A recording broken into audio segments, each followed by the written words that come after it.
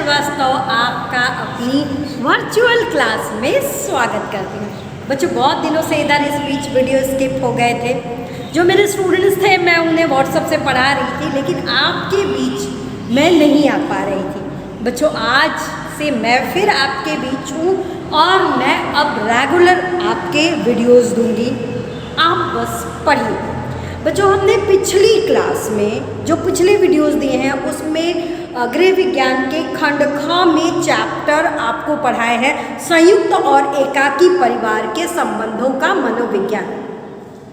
आज जो दूसरा चैप्टर बनाने जा रही हूँ बेटा वीडियो वो है बाल्यकाल का व्यक्तित्व पर प्रभाव, यानी जो चाइल्डहुड है, जो बाल्यकाल है, उसका व्यक्ति के व्यक्तित्व पर क्या प्रभाव पड़ता है। सबसे पहले ये जानने से पहले हम ये जानें कि व्यक्तित्व किसे कहते हैं। साधारण अर्थों में व्यक्तित्व का अर्थ होता है कि जो व्यक्ति है, हम सामान्यतः किसी का चेहरा रंग रूप देख के ये बता देते हैं कि फलां का बड़ा आकर्षक व्यक्तित्व है, जबकि व्यक्तित्व सिर्फ बाहरी नहीं आंतरिक गुणों से भी युक्त होता है। अब बच्चों आओ जानते हैं कि व्यक्तित्व की परिभाषा कुछ विद्वानों ने किस प्रकार से दी है। तो सबसे पहले हम मनु के हिसाब से, मनु के अनुसार व्यक्तित्व की परिभाषा जानेंगे। मनु ने कहा व्यक्तित्व की परिभाषा किसी व्यक्ति के ढांचे का बेटा जो बाहरी उसका स्वरूप है, व्यवहार, उसका जो व्यवहार है, रूपों, सामर्थ्यों, उसके सामर्थ्य के हिसाब से अभिवृत्तियों तथा योग्यताओं के सबसे लाक्षणिक संकलन के रूप में की जा सकती है। ये परिभाषा किसने दी? मनु के अनुसार ये व्यक्तित्व की परिभाषा है। बच्चों अपनी कॉपी में नोट कर लेना, ठीक है।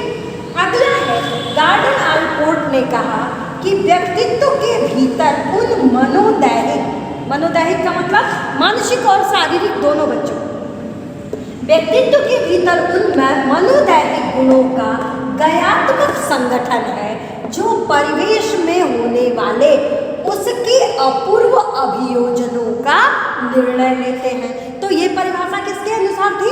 गार्डन आलपोर्ट के अनुसार थी। बच्चों एक दो जो परिभाषा है वो आपकी बुक में होगा, अगर आपके पास बुक है तो नोट कर लें, अदरवाइज ये दोनों सफिशिएंट। अब देखिए व्यक्तित्व के बारे में कुछ सामान्य दृष्टिकोण है ना। सामान्य दृष्टिकोण है, जैसे हर का अलग अलग दृष्टिकोण आता है। तो सबसे पहले कुछ दृष्टिकोणों पे हम नज़र डालते हैं।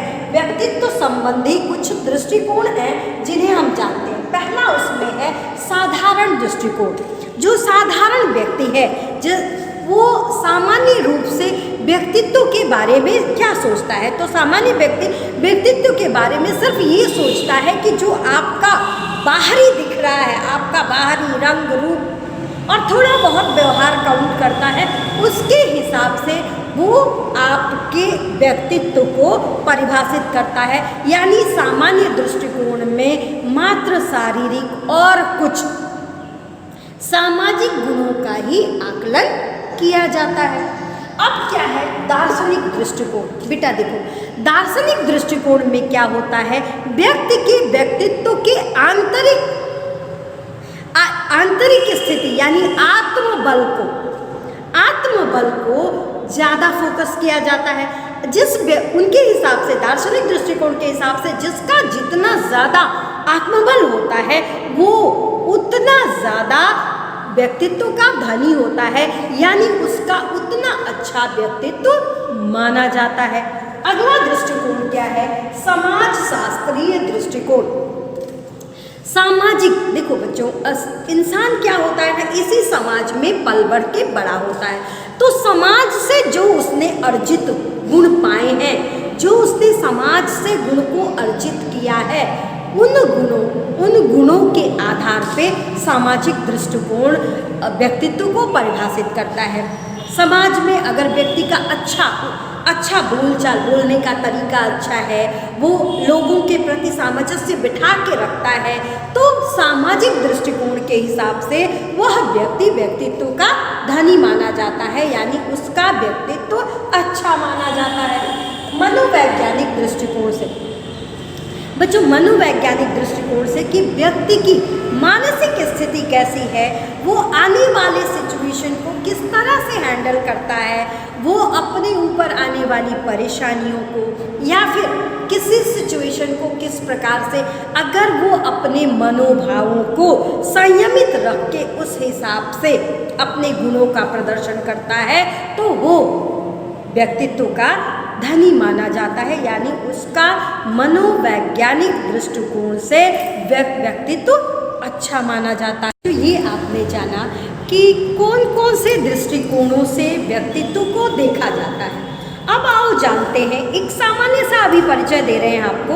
अब जानते हैं कि श्रेष्ठ व्यक्तित्व की क्या विशेषताएं होती हैं, किन विशेषताओं से युक्त व्यक्ति को श्रेष्ठ व्यक्तित्व माना जाता है। ठीक है बच्चों, तो देखो सबसे पहला जिसमें पहला नंबर आता है वो होता है शारीरिक गठन। बच्चों देखो, जब हम किसी से पहली बार मिलते हैं तो जो उसका व्यक्तित्व है, जो बाहरी उसका गठन है, हमारी नज़र उस पर पड़ती है, हम उस पर देखते हैं और वो जब शारीरिक गठन समानुपातिक होता है, बहुत ज़्यादा फैट ना हो, बहुत ज़्यादा थिन ना हो, तो ऐसे व्यक्तित्व को अच्छा माना जाता है, आकर्षक माना जाता है।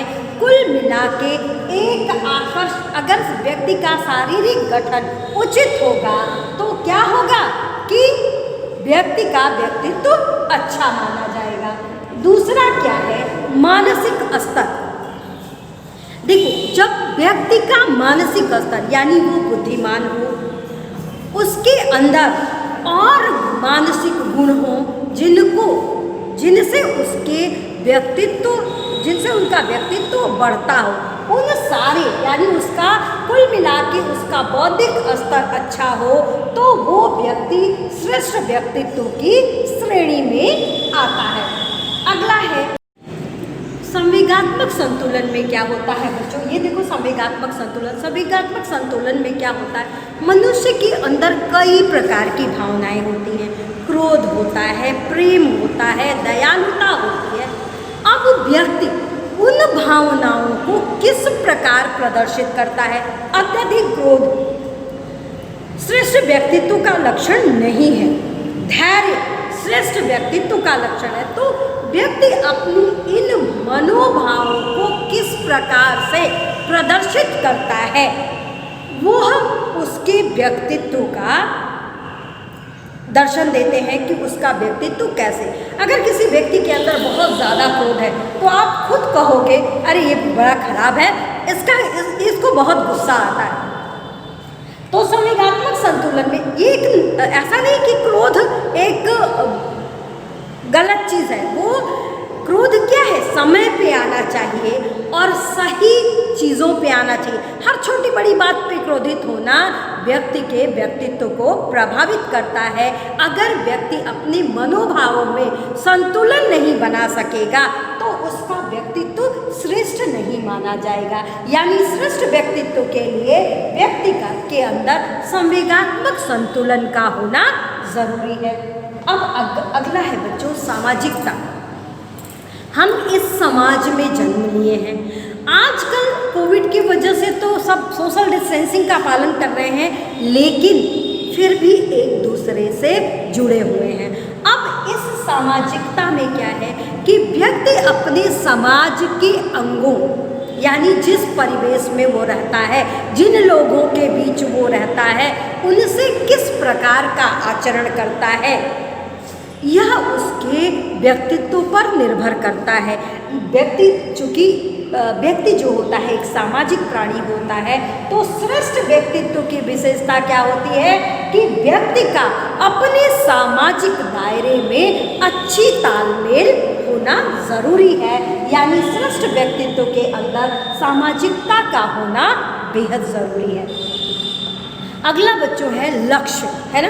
व्यक्ति का एक लक्ष्य होता है। देखो, पैसा कमाना भी इंसान का लक्ष्य होता है, लेकिन आप हर अमीर आदमी को आप अच्छा कहते हो? नहीं ना। जो लोग गलत ढंग से पैसा कमाते हैं उन्हें आप श्रेष्ठ व्यक्तित्व के अंदर नहीं रखते हो। तो यहाँ पे लक्ष्य का अर्थ हुआ कि जो व्यक्ति का लक्ष्य हो वो सामाजिक उन्नयन के लिए हो, सामाजिक मूल्यों को बढ़ावा देने के लिए हो, न कि सामाजिक विकृति पैदा करने के लिए हो। सामाजिक विकृति पैदा करने वाले व्यक्ति को अच्छा व्यक्तित्व नहीं माना जाता है। यानी श्रेष्ठ व्यक्तित्व के अंदर लक्ष्य होना चाहिए, लेकिन वो लक्ष्य सामाजिक मूल्यों के अनुरूप होना चाहिए। अगला है दृढ़ संकल्प शक्ति। जो श्रेष्ठ व्यक्ति होता है उसके अंदर दृढ़ संकल्प शक्ति होनी चाहिए, यानी वो अपने काम को करने के लिए संकल्पित हो और उस कार्य को करे। तो ये सारे हुए बच्चों, आज हमने आपको बताया कि व्यक्तित्व की परिभाषा क्या है, व्यक्तित्व संबंधी दृष्टिकोण क्या है, श्रेष्ठ व्यक्तित्व की विशेषताएं क्या है। बच्चों आज के लिए बस इतना। कल के चैप्टर में मैं आपको इसी चैप्टर के बारे में और बताऊंगी। थैंक यू बच्चों।